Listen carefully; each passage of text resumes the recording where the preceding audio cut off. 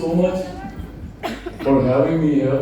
मैं दिल से धन्यवाद देना चाहता हूँ विवेक साहब का, इन्होंने मुझे ये मौका दिया, ये अपॉर्चुनिटी दी यहाँ पर ना सिर्फ आने की बल्कि आप सबसे मिलकर वो इंस्पिरेशन, वो thank you so much Vivek ji for giving me this opportunity. Aparajita ji का मैं धन्यवाद करूँगा फॉर हैविंग मी हियर। मैं आरके पुरी साहब का, सेक्रेटरी साहब का धन्यवाद करूँगा कि आपने भी ये अपॉर्चुनिटी मुझे दी और यहाँ पे मौजूद तमाम वुमेन अचीवर्स का, यहाँ पर अवॉर्डीज का, यहाँ पर मौजूद इंडियन डायरेक्ट सेलिंग एसोसिएशन से जुड़े हुए तमाम पदाधिकारी साथियों का, आपके साथ जुड़े हुए तमाम आपके साथियों का, प्रेस मीडिया का।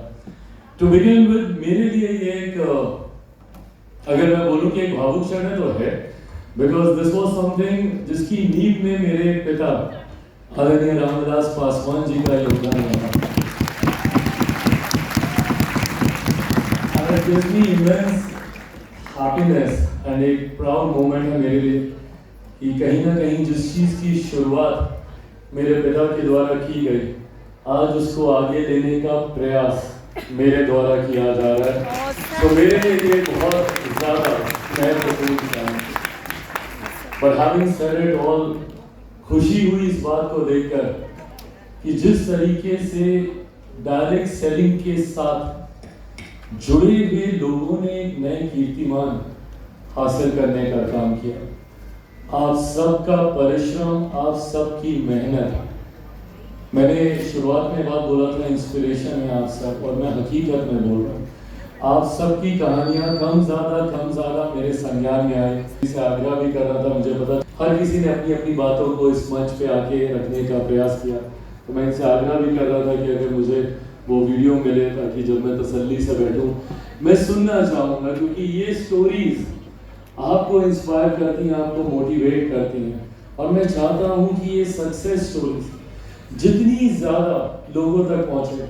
मैं अभी से ठीक पहले हिंदू कॉलेज से आ रहा था, वहाँ पे उनका एक कार्यक्रम था और वहाँ पे मुझे एक स्पीकर के तौर पर वहाँ पे बुलाया गया था और मैं उन लोगों से संवाद कर रहा था जो आपसे ठीक पहले के पड़ाव में हैं।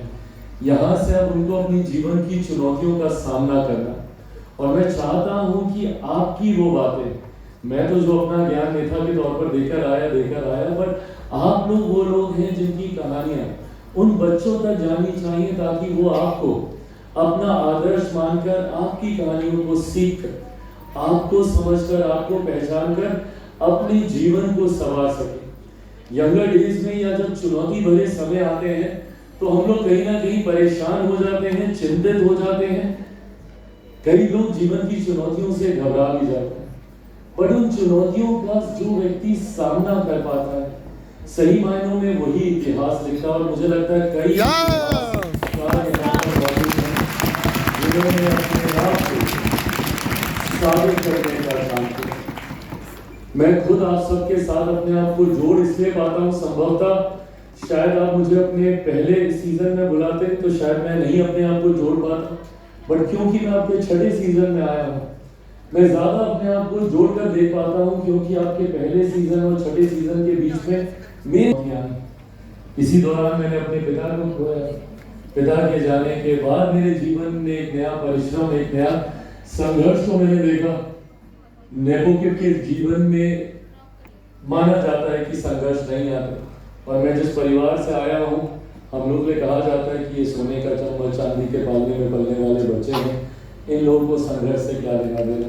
और ये कहीं ना कहीं हकीकत में मैं क्यों शायद करूँ कंफर्टेबल नहीं, बट पिता के जाने के बाद जिस तरीके से मैंने घर में, परिवार में, पता नहीं आप में से कितने लोगों को पता है, बट जिनको भी पता है उनको पता है कि मेरे लिए भी स्टार्टिंग फ्रॉम द स्क्रैच ही था ये। नेपोकिड के लिए एक पार्टी जिसको अपनी ही पार्टी से निकाल दिया गया, मुझे मेरे ही घर से बाहर मेरा सामान सड़क पे फेंक दिया गया था, मेरे परिवार ने ही मुझे नकार दिया, परिवार से भी मुझे निकाल दिया गया। ऐसे समय में मेरे पास सिर्फ दो अपॉर्चुनिटीज मौजूद थी, या तो मैं क्राई बेबी बन के रोता, अपने नसीब को कोसता, उम्र भर ये कहता कि भाई मैंने क्या बुरा किया, मैंने किसका क्या बिगाड़ा कि मेरे साथ ये हुआ, या फिर मैं खुद अपनी एक नई कहानी लिखता, एक फाइटर के तौर पर इन चुनौतियों का सामना करता।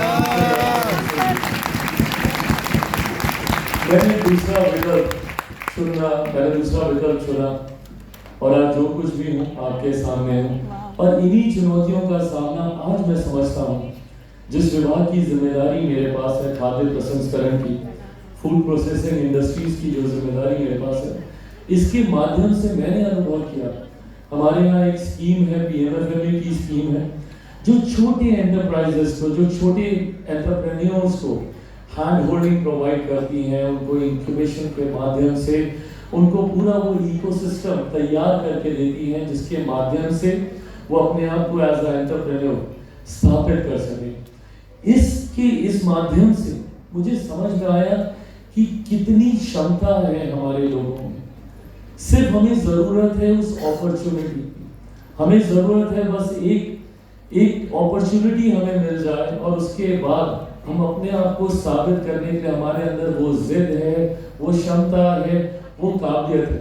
और मुझे लगता है यहाँ पे इस कमरे में हर वो व्यक्ति मौजूद है जिन्होंने हर मिली हुई इस अपॉर्चुनिटी का टू द फुलेस्ट आप लोगों ने उसको संवारने का काम किया। आप लोगों ने उस अपॉर्चुनिटी को यूज करके ना सिर्फ अपने आप को आपने स्थापित किया, बल्कि आपके माध्यम से मुझे लगता है कई जीवनों को आप लोगों ने संवारने का काम किया। आपके माध्यम से ना सिर्फ आपने अपने घर, अपने परिवार को संभाला, बल्कि ना जाने कितने और ऐसे परिवार को संभाला होगा। डायरेक्ट सेलिंग मुझे लगता है कम ज्यादा हर घर परिवार में किसी ना किसी का एक रिश्ता रहता ही है। और अभी जब मैं एवरेज ढूंढ रहा था, लगभग 8 मिलियन लोग देश भर में जुड़े हैं इस डायरेक्ट सेलिंग। सोचिए कितना बड़ा आंकड़ा है ये। 8 मिलियन लोग आपके माध्यम से इस व्यवसाय के साथ जुड़े हुए हैं। कम ज्यादा हम लोग भी अपने घर में अलग अलग कंपनीज, अलग अलग उसमें कि हम ये कर रहे हैं, हम वो कर रहे हैं, हम लोग के भी संज्ञान में ये विषय आता था। पर खुशी मुझे इस बात की होती थी कि घर पे बैठी वो महिला धीरे धीरे धीरे करते करते कब वो बिजनेस वुमेन बन गई, शायद उनको भी नहीं पता चला। स्टार्टिंग फ्रॉम द स्क्रैच, जहाँ पे उनको बिजनेस की शायद कोई जानकारी नहीं, और मुझे लगता है शायद तालीम के तौर पर उन्होंने कभी बिजनेस को पढ़ा नहीं होगा, समझा नहीं होगा, शायद उनके पास कोई एमबीए की डिग्री या कोर्स या कोई अनुभव नहीं रहा होगा। बट अपने आप को सीखते सीखते सीखते, सही गलत समझते समझते उन्होंने आज अपने आप को यहाँ तक स्थापित कर दिया कि आज वो अवार्डी बन के इस मंच पे आकर सम्मानित की जा रही हैं। उनके लिए कितने गर्व की बात है। मैं चाहता हूँ एक बार जोरदार ताली आप सब अपने लिए और आपके परिवार वालों को जो आप लोग गर्व देते हैं, इसकी जितनी तारीफ की जाए उतना कम है। बट मैं जरूर चाहूंगा कि ये इंडस्ट्री ग्रो करे। मेरे पिता आदरणीय रामविलास पासवान जी की भी सोच ये थी कि इसको कैसे ऑर्गेनाइज सेक्टर के साथ इसको जोड़ा जाए, क्योंकि एक लंबा समय था कि इसको लेकर कोई गाइडलाइंस नहीं थी, कोई स्ट्रक्चर नहीं था। मुझे लगता है 90 के दशक से कहीं ना कहीं कम ज्यादा लोग इसके साथ जुड़ रहे थे। और 2010 की सदी दशक आते आते तक ये मांग उठने लगी थी कि इसको एक स्ट्रक्चर दिया जाए, इसको ऑर्गेनाइज किया जाए। उस वक्त मेरे नेता, मेरे पिता आदरणीय रामविलास पासवान जी फूड के साथ साथ कंज्यूमर अफेयर का भी वो जिम्मेदारी संभाल रहे थे। और मुझे याद है कि उस वक्त वो इसको कैसे ढांचे का रूप दिया जाए और इसको और ऑर्गेनाइज किया जाए। और आज मुझे खुशी इस बात की है कि इसको ऑर्गेनाइज करते करते इतने लोग देश भर में इस सेक्टर के साथ जुड़े। आंकड़े बहुत ज्यादा प्रोत्साहित करते हैं, मोटिवेट करते हैं कि जहां एक तरफ दुनिया में कहीं ना कहीं एक डिप देखने को मिला, वहीं हम लोग 4% की ग्रोथ के साथ हम लोग आगे बढ़ रहे हैं। मुझे लगता है इसमें आप सबका परिश्रम, आप सबकी मेहनत, आप सबका पसीना इसमें जुड़ा हुआ है। आप सबके परिश्रम मेहनत से ही मुझे लगता है कि आज हम लोग यहाँ तक पहुंचे।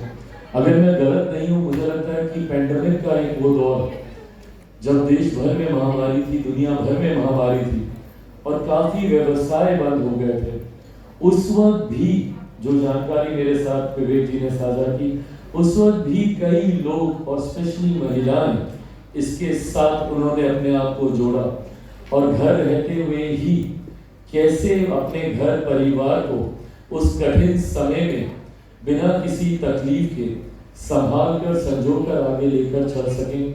मुझे लगता है ये तमाम वो चुनौतियां हैं और आप सब उसका वो उदाहरण है जिन्होंने जिन्होंने इसको परिणाम साबित करके दिखाया कि अगर लगन हो, सोच हो और एक ईमानदार प्रयास हो तो कुछ भी असंभव नहीं है। हम लोगों ने पेंडेमिक को भी मार दी और आज आंकड़े दिखा रहे हैं कि जहाँ ग्लोबल डिप है वहाँ पे हम लोग राइज कर रहे हैं।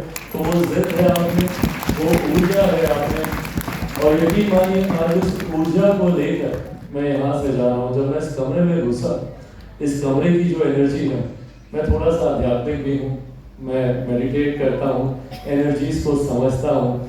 आज इस कमरे में घुसते ही जो वाइब्रेशन, जो एनर्जी, जो पॉजिटिविटी मुझे फील हुई, नो वंडर वो पॉजिटिविटी हमें आंकड़ों में भी दिख रही है। मैं चाहूँगा कि मैं निरंतरता में आपके साथ, आपके इस एसोसिएशन के साथ जुड़ा रहूँ। मुझसे मेरी सरकार जो कुछ भी बन पाएगा आपके इस एसोसिएशन को आगे बढ़ाने के लिए, इस सेक्टर को और मजबूती देने के लिए मैं वो ब्रिज बनना चाहूँगा, वो माध्यम बनना चाहूँगा। Thank you, thank you, thank you, thank you so much. आपकी बातों को मैं सरकार तक, मेरे प्रधानमंत्री तक मैं पहुंचा सकूं। आपके आधार पर क्या नई नीतियों के निर्माण की हमें जरूरत है, आपके हिसाब से किन नीतियों में बदलाव की हमें जरूरत है, क्या पॉलिसी रिफॉर्म्स हमें करने की जरूरत है। मैं चाहूंगा कि समय समय पर जरूर आप ये जानकारी मुझसे साझा करें ताकि मैं इन जानकारियों को उचित मंचों तक पहुंचा सकूं, सरकार के संज्ञान में दे सकूं, मेरे प्रधानमंत्री जी के संज्ञान में दे सकूं। इतना मैं जरूर कहूंगा, not because that I am representing the current government, yeah, not because that I'm a part of an alliance which is presently in the government, but also because मैं ये मानता हूँ, मैं ये जानता हूँ कि मेरे प्रधानमंत्री आदरणीय नरेंद्र मोदी जी की सोच है, वो ये मानते हैं कि जितने इंडिविजुअल ऐसे सेक्टर्स हैं, जितना ये ग्रो करेंगे उतना हमारा देश ग्रो करेगा। उन्होंने कोरोना के वक्त उस वक्त जब कोई शायद एमएसएमई की ताकत को नहीं समझ रहा था, उस वक्त उन्होंने एमएसएमई को बल देने का काम किया। आज भी मेरे विभाग में जिस योजना का मैं जिक्र कर रहा था, पीएमएफएमई के माध्यम से, ये ऐसी योजना है जो एकदम ग्रास रूट लेवल पे जाके, जहाँ पे गांव में बैठी कोई महिला, कोई युवा, कोई यंग गर्ल जिसको शायद कुछ नहीं पता हो, बट उसको ये पता है कि मैं इस चीज में अच्छा कर सकती हूँ या कर सकता हूँ, अब मैं इसको कैसे आगे लेकर जाऊँ। उसके लिए हम लोग, हमारी सरकार, मेरा मंत्रालय पीएमएफएमई के माध्यम से हम लोग को हैंड होल्डिंग प्रोवाइड करते हैं ताकि ना सिर्फ वो अपने उस उत्पादन को या अपने उस क्रिएशन को वो और बेहतर तरीके से ऑर्गेनाइज वे में उसको फॉर्मुलेट करें, उसकी पैकेजिंग बढ़िया से हो सके, उसकी मार्केटिंग भले वो डिजिटल प्लेटफॉर्म के माध्यम से हो, डायरेक्ट सेलिंग के माध्यम से हो, रिटेल के माध्यम से हो, कैसे उसको घर घर पे पहुंचाया जा सके। ये सोच हमारी सरकार की है, ये सोच मेरे प्रधानमंत्री जी की है कि कैसे हम लोग इस सेक्टर को बल दे सके। तो मैं ये मानता हूँ for sure, I think I can say this on the behalf of our prime minister, कि आप लोगों के जो भी सुझाव होंगे, जो भी सजेशन मुझे इस इंडस्ट्री से और इस इंडस्ट्री के लोगों से मिलेगा, उसको मैं जरूर प्रधानमंत्री जी तक भी रखूंगा। और इस उम्मीद, इस विश्वास के साथ कि डायरेक्ट सेलिंग को हम लोग अपनी सोच, अपने अनुभव के हिसाब समय समय पर जरूरी बदलाव करते हुए, नीतिगत बदलाव करते हुए, ढांचे में बदलाव करते हुए इसको और ऊंचाइयों तक लेकर जाएं।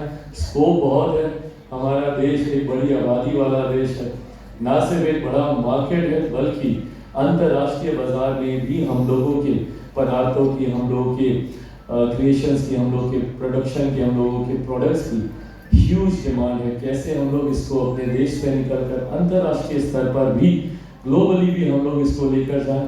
समय समय पर हम लोग ये चर्चा करते रहेंगे। आज पहली बार आया हूँ, पर ये विश्वास दिलाता हूँ कि ये अंतिम बार कतई नहीं होगा। जब और जहाँ आप लोग मुझे बुलाएंगे, चिराग पासवान जरूर आपके लिए मौजूद रहेगा। एक बार फिर से क्षमा चाहूँगा, समय थोड़ा कम दे पाया। आज का दिन एक संजोग कभी कभी ऐसा होता है कि it just one of those days which is literally a crazy day. मैं सुबह 7 बजे से लगा हुआ हूँ, मेरी कंसल्टेटिव कमेटी की पार्लियामेंट में मीटिंग थी, हिंदू कॉलेज जाना था मुझे, यहाँ आना है, अभी पार्लियामेंट है, रोस्टर ड्यूटी है। सो काफ़ी मिश्रित चीज़ों से बना हुआ मेरा आज का दिन है, but I am so happy कि उसके बावजूद मैं यहाँ पर आ पाया, आप सबसे मिल पाया, आप सबके सामने अपनी बातों को रख पाया, आपके अनुभव और आपकी पॉजिटिव एनर्जीज को अपने साथ लेकर जा रहा हूँ। मुझे यहाँ बुलाने के लिए बहुत बहुत धन्यवाद। जय Hind. Thank you so much.